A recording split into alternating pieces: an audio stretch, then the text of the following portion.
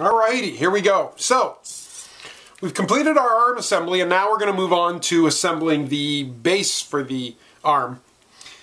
So first thing we're going to do is we're going to go ahead and take our Roy arm here, and we're going to set that off to the side. We want to keep it out of the way for now. If you, like I said, if you were building a kit with a base, you should have a decent amount of screws left, which is a bunch more of the square nuts and washers, and then a few extra screws for mounting the servo in the base. For this step, we're going to need our servo. Oh, we're going to back up.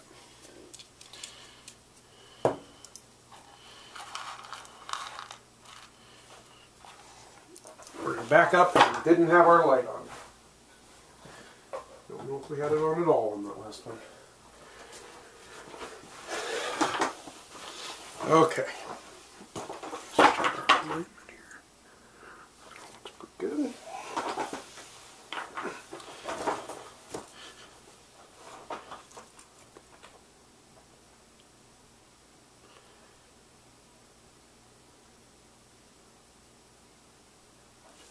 Okay, so now we're going to move on to building the base of Roy's hand.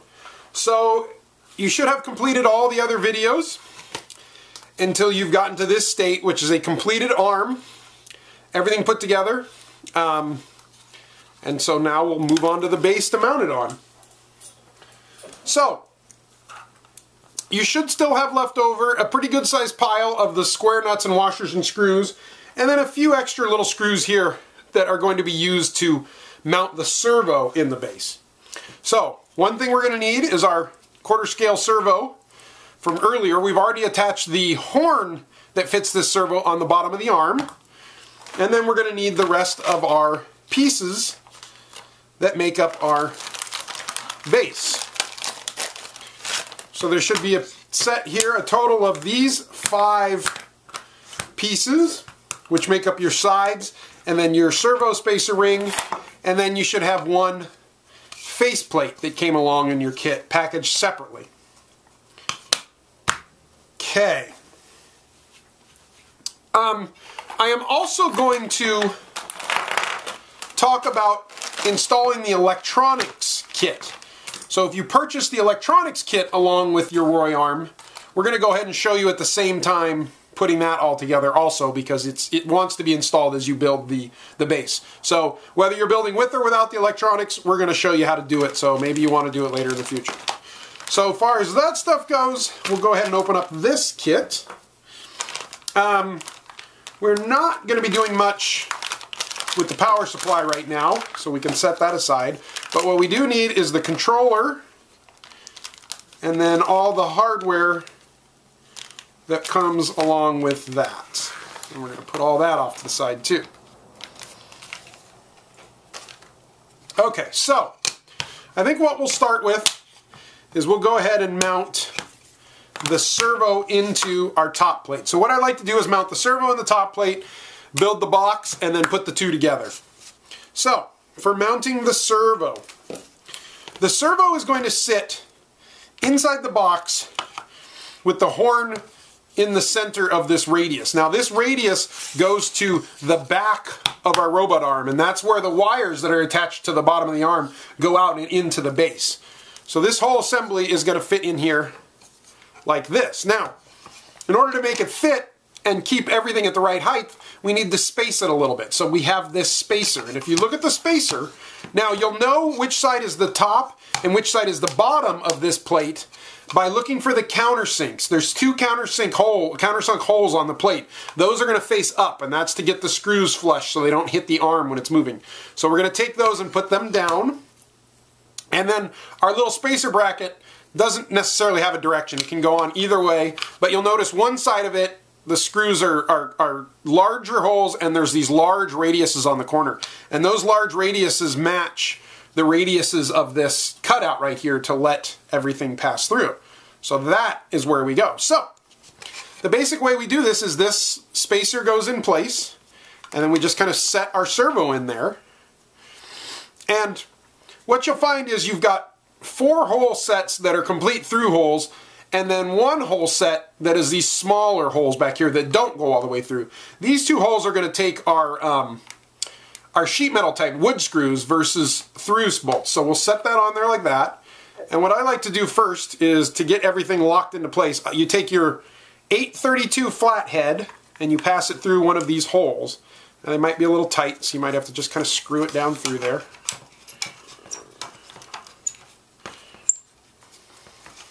Find my wrench.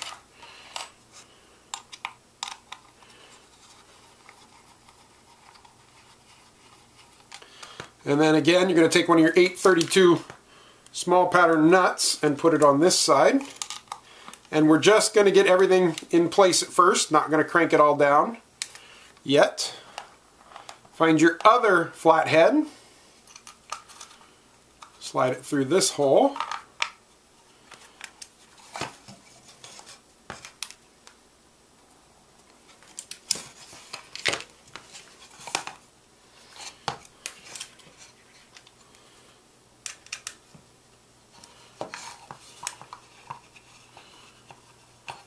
Okay, get those started.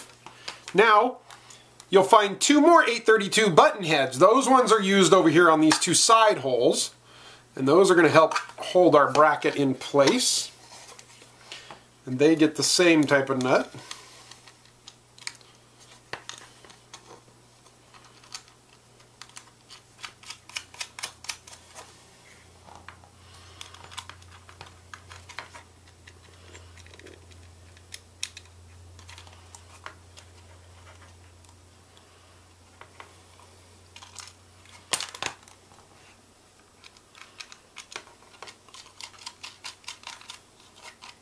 Okay,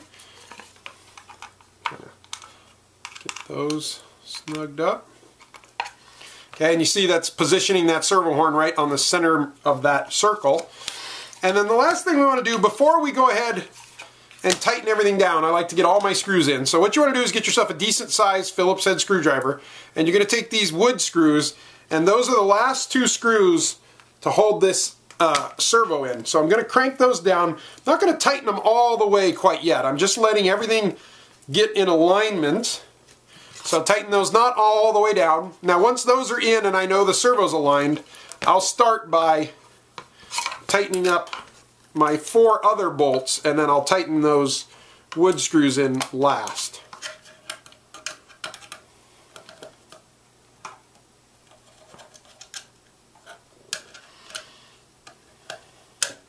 And again, you're dealing with wood.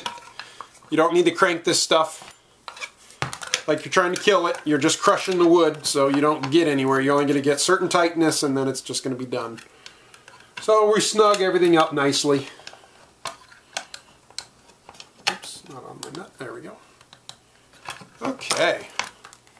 So once those 4 screws are tight, I will flip it back over and I'll finish tightening in these wood screws to hold that one side of the servo in place. Okay, so that is the mounting of your large servo for your arm rotation. So we're going to go ahead and set that aside, and we're going to work on assembling our box that sits on. Okay, so you're going to see the 4 pieces. Now we're going to go ahead and lay them out real quick where they go. The short piece that's smooth becomes the front of your box. The short piece with the holes in it is the back of your box, with the square and round hole on the right side of your box. Now, the long piece with the 4 holes in it becomes the right side of the box, because those are where your board is going to mount. So we're going to put that one over here. And then the long piece that's blank is going to be the left side of your box. Now, again, depending on what you prefer, these parts will come either fairly pre-finished, rough, depends on where it was in how you got your kit. So if you want, go ahead and spend the time and work these parts out. Now these parts are getting big enough that you can actually lay them on the table and work them with a sanding with the sanding pad. I'll tell you that on my parts for my hand, I actually laid them out and got my jitterbug sander and sanded them all down really nicely so that they'd be real nice and pretty. It was just quicker and easier to do it that way than it was to try to sand them by hand. Okay, so the only thing that we really, basically what we're going to do here is we're going to assemble the box and then we'll add in the components that go into the box. So I'm going to go ahead and start by assembling this back panel here, and if you need to, you might have a little cleanup to do in some of these slots if everything didn't get popped out good enough. And so basically it's just going to go together fairly simply. So I'm going to start in this back corner and we'll just start putting it together. So I'm going to go ahead and speed this up here because this is going to take a couple minutes. But you get the idea. Is you're going to assemble the box like yay.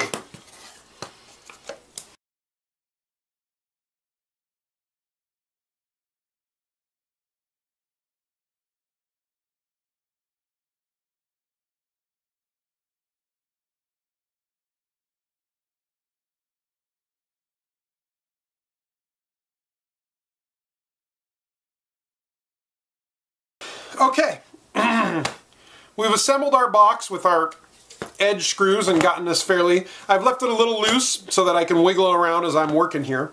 So what I want to show you next is the servo controller. Again, this only is part of your kit if you ordered the electronics package with your kit. So we'll go ahead and talk about the servo controller. So what we have here is a Parallax 16-channel servo controller.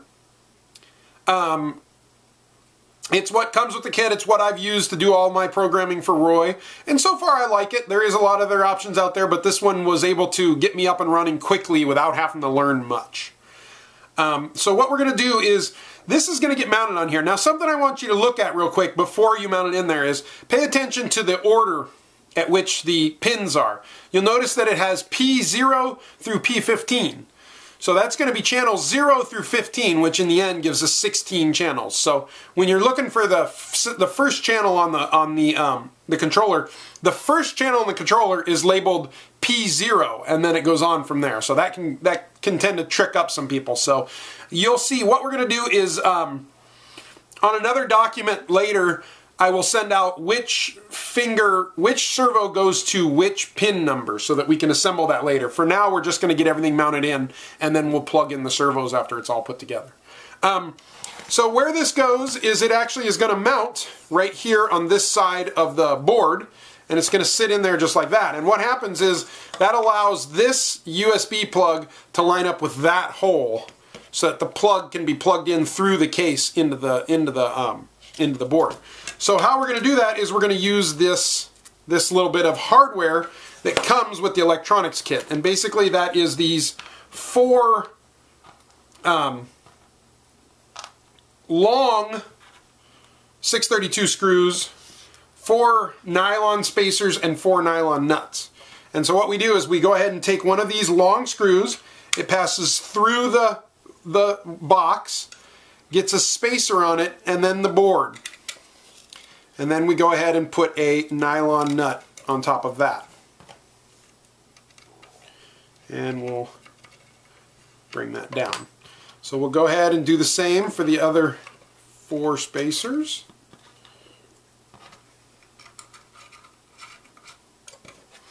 Flip it over.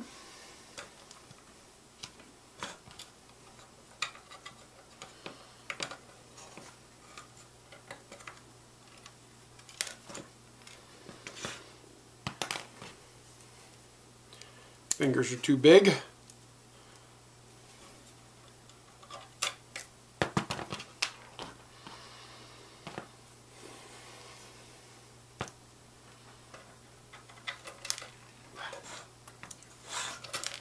Ah, slippery little sucker.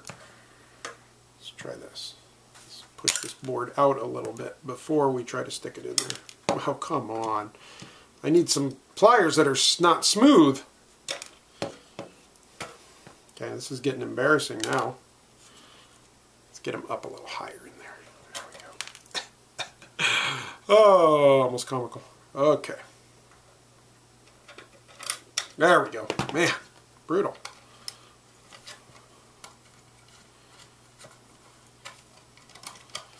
that nut doesn't necessarily rotate, so we screw the screw in.